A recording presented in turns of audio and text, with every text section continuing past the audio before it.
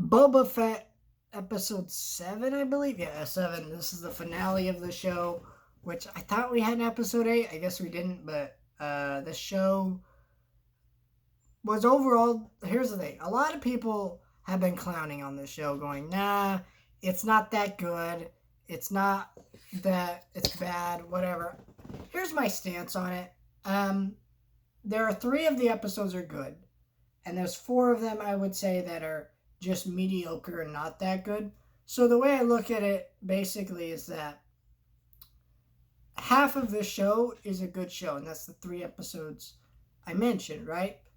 So if 3 out of those 7 episodes is good, that means there's 4 left over. So there's half of a show that is good. So at the end of the day, I don't think the people saying the show is bad or a failure or whatever. No, I think it's good.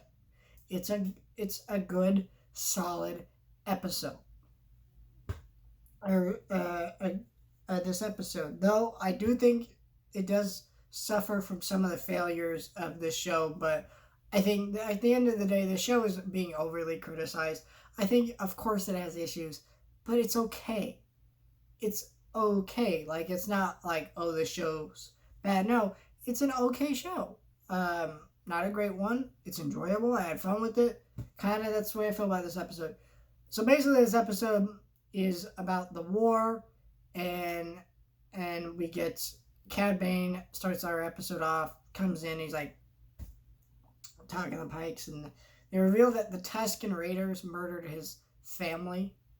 His little, uh, the Pikes murdered his little Tusken Raider family.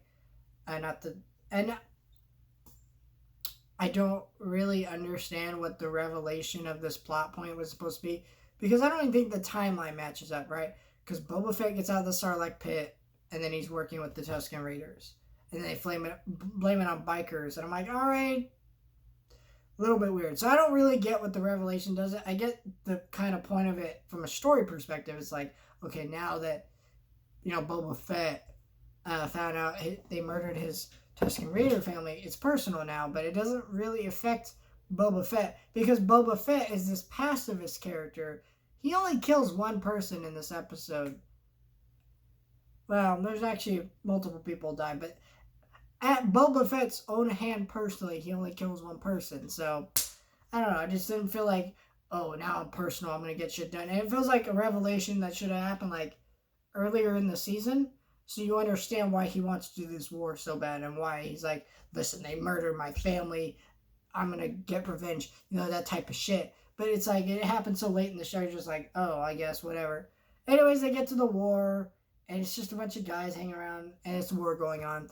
This conflict feels very small scale, which I don't mind too much, but whatever.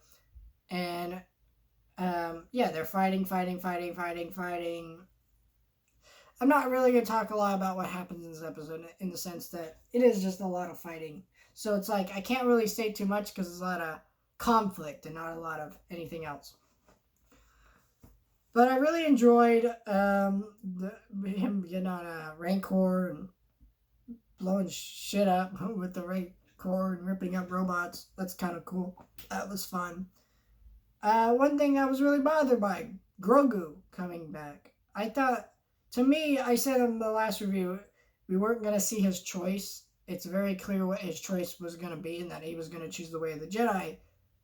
But no! Surprisingly, he did not. And I'm not sure what that happens. In some way, I'm happy about this because we know where this is going. We know that Luke is going to, become the Luke we know from Last Jedi. And if Grogu stays with him, most likely he would end up dead unless they wrote in some other explanation why that Pacific character survived. So I don't know. That was like, all right, but it feels weird because in this episode they use his force abilities and stuff. So where are we going with this character? It was a cute moment, like especially when Grogu comes, when Grogu shows up and he's like, "What's he doing here?" And Grogu just immediately jumps to hug him, like, holy shit, like that was adorable. But it does feel awkward because what is this character's deal? Like, what are we doing with Grogu? Like, where is this going? We know that Mando's gonna have to go to Mandalore and do all this shit, but but now he's just palling around with this kid now, and it's just like, I don't know. Like, to me, it feels like something like this, where the original plan was he was going to be a Jedi. But then Disney saw, holy shit, merchandising opportunities. We need Grogu in Mandalorian Season 3. So they just inserted him in there. And I don't know if that's true. That's just the way it feels. Because it's just like, it doesn't feel right. Like, the whole point of Season 2 is getting him to these, to the Jedi. And now that entirely feels absolutely meaningless. Because you're like, well, he doesn't stay with them.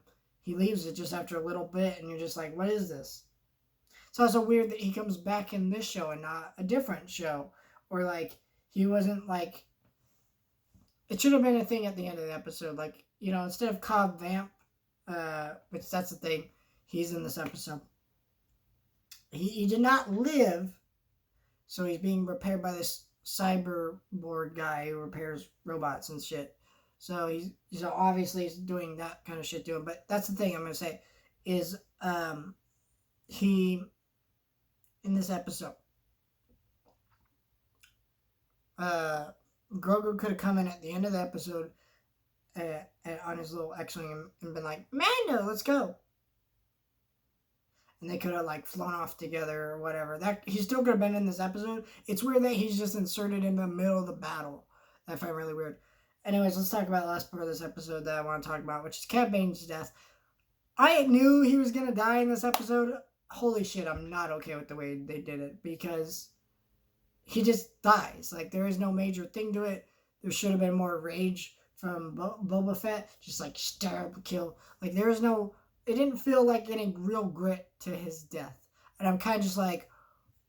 There should have been more to his death. Like, kind of feels like, what the fuck is this? This is like, he just died.